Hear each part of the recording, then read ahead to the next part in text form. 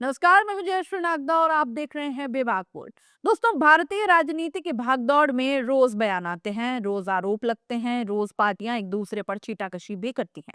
लेकिन आज की कहानी जरा अलग है, क्योंकि इस बार सवाल सिर्फ हार जीत का नहीं है। सवाल सिर्फ ईवीएम, ईसीआई या चुनाव नतीजों का भी नहीं है। सवाल है कि अब भारत का पूरा विपक्ष अब ऑफिशियल रिवॉल्ट मोड में जाने वाला है। क्या देश में ऐसा दिन आने वाला है जब लोकसभा के विपक्षी सांसद सामूहिक इस्तीफा देकर राष्ट्रपति भवन के दरवाजे पर खड़े होंगे? और क्या इंडिया गठबंधन सभी चुनावों का पूरी तरह बहिष्कार करने का बिगुल बजा देगा?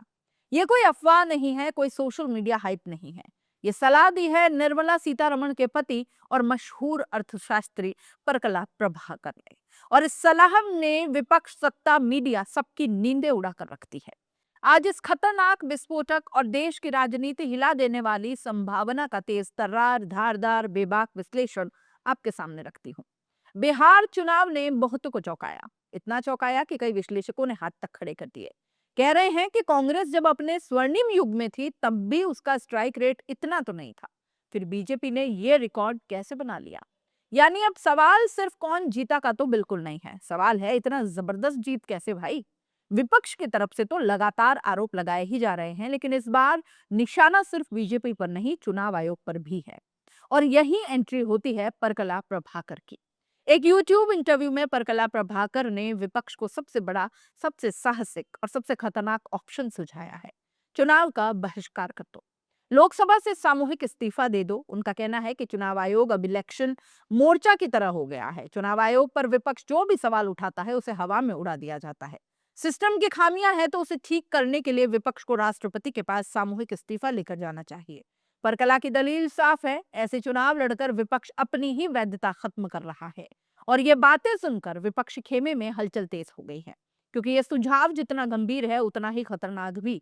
सच बताइए, हमारे देश में सरकारी चपरासी की पोस्ट पर भी कोई इस्तीफा नहीं देता, तो फिर करोड़ों खर्च करके लाखों वोट पाकर जीते हुए सांसद विधायक क्यों छोड़ देंगे अपनी सीट? सांसद की कुर्सी छोड़ना, वो भी अपनी मर्जी से, बहुत बड़ा सपना है। और मान लेते हैं कि एक पार्टी तैयार भी हो जाए, चलिए मान लेते हैं, तो बाकी का क्या? लोकसभा में नंबरों का हाल ऐसा है कि विपक्ष कोई एक पार्टी नहीं, टुकड़ों में बटा हुआ एक विशाल समूह है। कांग्रेस, तृणमूल कांग्रेस, समाजवादी पार्टी, डीएमके, शिवसेना, आप, आरजेडी और दर्जनों छोटी पार्टियां। सवाल यह है कि क्या ये सब एक साथ इस्तीफा दे सकते हैं? तो जवाब भी सुन लीजिए कि ये बेहद कठिन है, लगभग नामुमकिन सा। ममता बनर्जी क्यों इस्तीफा दे? वो तो खुलेआम दावा करती हैं बीजेपी बंगाल में खेल नहीं कर सकती, और उन्होंने 2 बार बीजेपी को पटकनी भी दे दी है। तमिलनाडु की बात करें तो स्टालिन कहेंगे यहाँ बीजेपी का जनाधार ही कहाँ है, क्यों चुनाव छोड़ दूं भाई। पंजाब में कांग्रेस और आप आमने सामने है, बंगाल में कांग्रेस टीएमसी के खिलाफ लड़ती है, केरल में कांग्रेस सीपीआईएम के खिलाफ लड़ती है, दिल्ली में आप कांग्रेस के खिलाफ लड़ती है। विपक्ष में ही विपक्ष है, गठबंधन सिर्फ कैमरा ऑन होने तक है। मान लीजिए विपक्ष ने निर्णय ले लिया कि हम नहीं लड़ेंगे चुनाव, तो होगा क्या? बीजेपी बिना मुकाबले सीटें जीत जाएगी। विपक्ष पर भाग गए, डर गए, जनता का सामना नहीं कर सकते जैसे ठप्पे लगेंगे। जो सीटें अब भी विपक्ष कभी कभी जीत लेता है वो भी खत्म हो जाएगी। कुल मिलाकर no participation is equal to no representation. राजनीति में वैक्यूम पैसे से नहीं आता, विपक्ष के खुद पीछे हटने से बनता है। अगर विपक्ष लड़ता है तो हारने पर ईवीएम पर ठीकरा फूटता रहेगा, आरोप प्रत्यारोप चलेंगे, जनता पूछेगी अगर भरोसा नहीं था तो चुनाव लड़े क्यों? यानी एक ही रास्ता है जिसके दोनों तरफ खड्डे हैं। आंदोलन हो रहा है, किसान आंदोलन, रोजगार आंदोलन, मूल्य वृद्धि आंदोलन, संविधान बचाओ आंदोलन, लेकिन ये सब अलग अलग टुकड़ों में हो रहा है। एक मंच, एक नेतृत्व, एक रणनीति कहीं नहीं दिखती।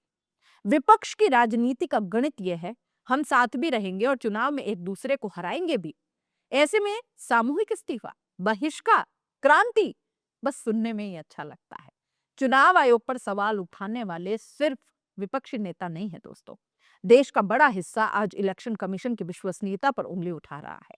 झूठे बयान, विरोध को नजरअंदाज करना, आंकड़ों में भ्रम सबके सामने उदाहरण है। लेकिन परकला प्रभाकर की ही तरह एक बात और भी सच है, इलेक्शन कमीशन पर उंगली उठाने से पहले विपक्ष को भी अपनी 3 उंगलियां संभालनी होंगी। हर चुनाव में 100% ताकत लग रही हो ऐसा भी नहीं है।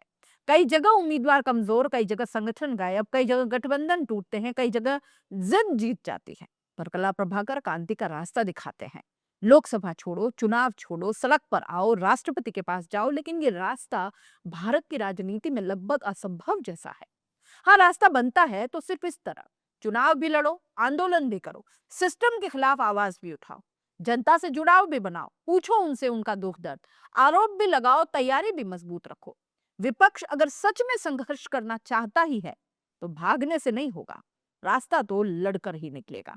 देश की जनता ये जानना चाहती है कि क्या विपक्ष सच में एक दिन राष्ट्रपति भवन जाकर सामूहिक इस्तीफा सौंप देगा? क्या भारत में ऐसा दिन आएगा जब लोकसभा आधी खाली हो जाएगी? क्या इंडिया गठबंधन चुनाव का टोटल बॉयकॉट करेगा? जवाब अनिश्चित है।